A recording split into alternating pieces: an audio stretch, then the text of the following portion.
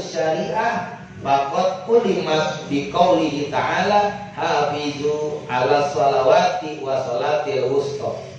Artinya maksud sholat dari syariat adalah hendaklah kamu menjaga sholat-sholatmu dan sholat wusta. Sholat wusta itu sholat hakikat. Ya. Ini sholat 5 waktu ibarat ini nih, tangan. Ini tangan nih, kita ambil perumpamaan. Ini subuh, ini zuhur, ini asar, ini maghrib, ini isya. Tengah-tengahnya kan ada tuh. Nah inilah kata Syekhul Jalani yang disebut sholatil wusta. Nah sini, sholatil wusta sini. Nah, sholatil wusta nih, yang tengah-tengah. Nah sholatil wusta di sini nih, kita diisi sama apa nih?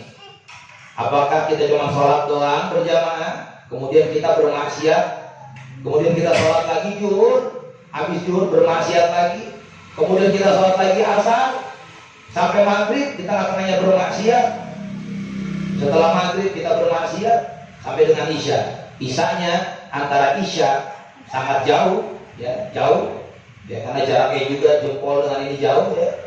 Maghrib ya isya dengan subuh. Apakah kita isi sholatil wusta ini dengan ketaatan atau kemaksiatan?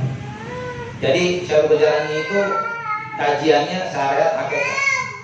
Dan itu ada contohnya. Di Quran ada dalilnya, Al-Baqarah ayat 238. Ya, nanti lihat Al-Baqarah 238. Ingatin tuh. Jadi kagak sembarangan. Syaikhul Qadir nulis Sirrul Asrar. Qurannya ada, terus lambangnya di tangan juga ada. Kenapa? Ahlul Kisah tadi di Khamsatun 5. Ada Rasulullah, Al-Murtado, Al-Mustafa.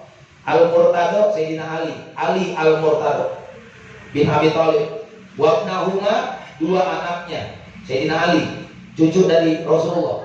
Sayyidina Al-Hasan, Al-Hasani dan Sayyidina Husain. Yang menurutkan Al-Husaini, para habaib. Al-Hasani ini turunannya Syekhul Jalani Al-Hasani, termasuk Syekh Muhammad bin Alwi bin Abbas bin Abdul Aziz Al-Maliki Al-Hasani, turunan dari Sayyidina Hasan. Kalau Al-Husain ini para habaib, Al-Habsyi, Al-Idrus, As-Sagaf, Al-Bahar, Al-Jufri, Al-Haddad bin Yahya bin Zindan bin Jawabakar dan lain sebagainya, banyak. Lalu yang kelima ini, 5 orang adalah Sayyidah, istri daripada Sayyidina Ali Al-Murtado, putri baginda Rasulullah SAW, Sayyidatu Fatimatus Zahra Al-Batul. 5 tuh. Makanya kita kan kalau 5 kan enak nih ngeremesnya gitu ya. Nyekelnya enak tuh. Nah, kalau 2 kan berat, 3 aja berat gitu. Kalau 5 enak nyekelnya. Nah, kita nyekel onde-onde juga begini berat gitu ya. Tapi kalau 5 enak ngeremesnya. Wah, gitu. Iya, ngeremes onde-onde aja mikir yang lain, mentang-mentang malam Jumat gitu. Enggak, kalau malam mau maksudnya oli mulu dia kan. Sapi diperes bukan susu, oli ya keluar.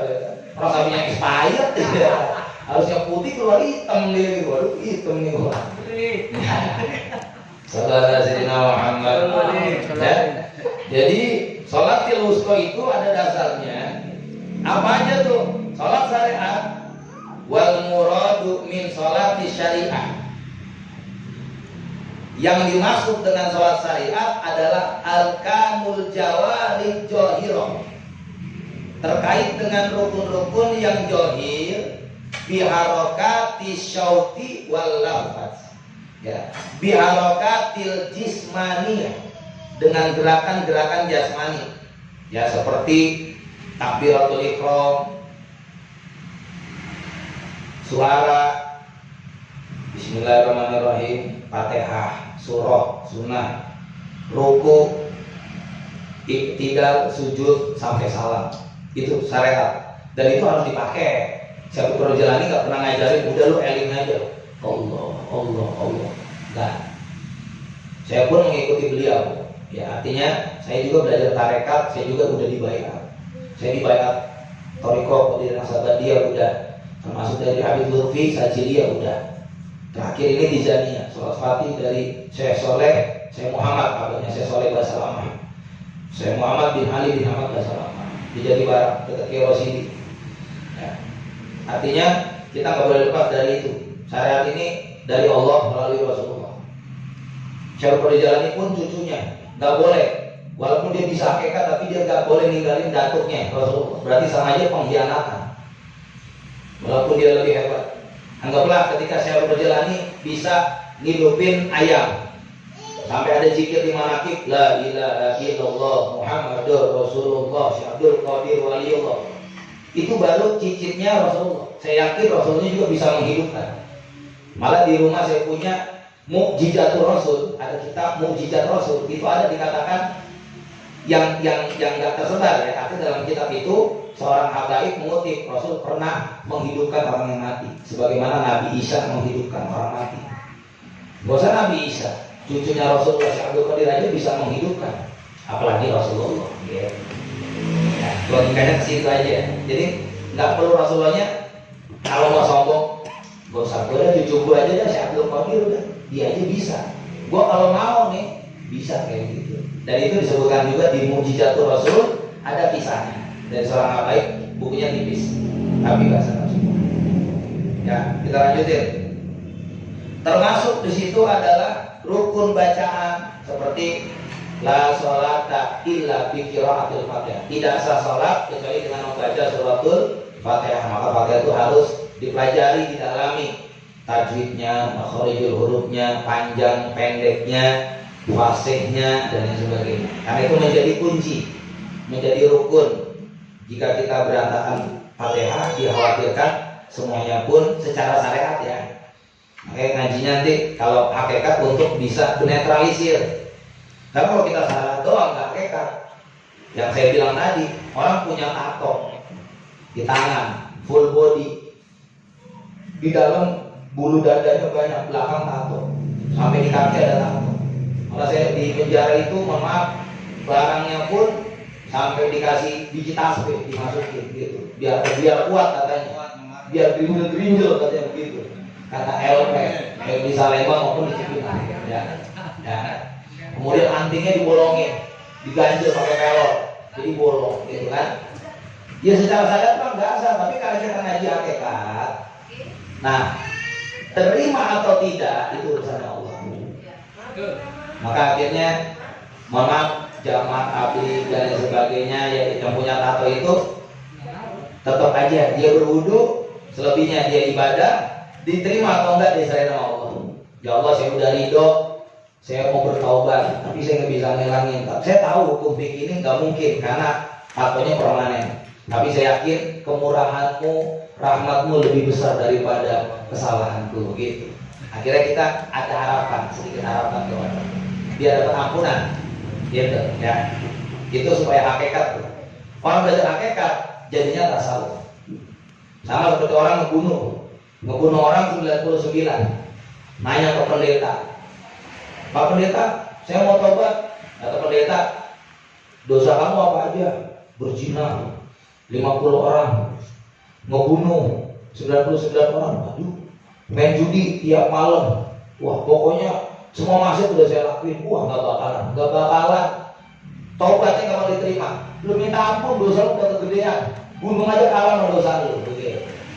Kata dia, wah ini ulama agak benar nih, gua mau tobat kok dibilang gak diterima, emang dia Tuhan gua bunuh lah sekarang jadi genap cepet. Pasti ketemu ulama yang arif, ulama yang bijak, ulama yang toleran, ulama yang moderat, ulama yang sufi. Saya mau tobat. Atau ulama itu asalkan engkau tobat yang sebenar-benarnya, taubatan nasuha, tobat janji dalam hati, tidak mengulangi masa lalu yang jahiliyah. Begitu. Insya Allah dosa sebesar apapun, segunung seluruh dunia gunung dikumpulin, dosa kau itu melebihi langit dan bumi. Kalau kau taubatan nasuha, maka insya Allah akan diberikan rahmat, diberikan ampunan oleh Allah Subhanahu wa Ta'ala. Ya, akhirnya disitulah akhirnya bener nih kiai, bener nih bib, bener nih mualim, bener. Cius, mi oyek. Akhirnya, nah ini ulama bijak nih, tobat dia ke kampung. Akhirnya belum sampai ke kampung meninggal dunia. Begitu. Tarik-tarikan, menanglah malaikat rahmat. Kalau orang main di hakikat, sama orang lain, binatang pun dirahmati dan disayangi. Pelacur pun padahal belum ibadah, tapi diberitakan di kitab ini juga ada, Duratun Nasim juga ada kisah seorang pelacur mengambil air, memberikan minum buat anjing, kemudian dia itu ada keinginan untuk bertobat, belum tobat udah meninggal, itu dimasukkan surga oleh Allah Subhanahu wa taala. Sampai segitunya. Ini yang belum syahadat, apalagi kita yang udah syahadat, yang mau tobat, yang menyayangi ikan dikasih pelet, ya kan? Tentunya bukan mie pelet, ya dikasih pelet. Ya habis pelet kita kakinya terapi di situ. Ya. Kucing lapar dikasih potesan, biar makan risol, ya kan? Pastelnya makcik kelapa gading gitu kan ya. Makan takoyaki bareng. Ya. Kemudian apalagi ada tumbuhan disiramin air, dikasih pupuk biar berbuah, biar berkembang biak, biar seperti manusia, tumbuh subur, sehat kuat. Karena minumnya SGM 3+ ya, sponsor. Itu mah minum anak gua goblok ya. Aduh hancur.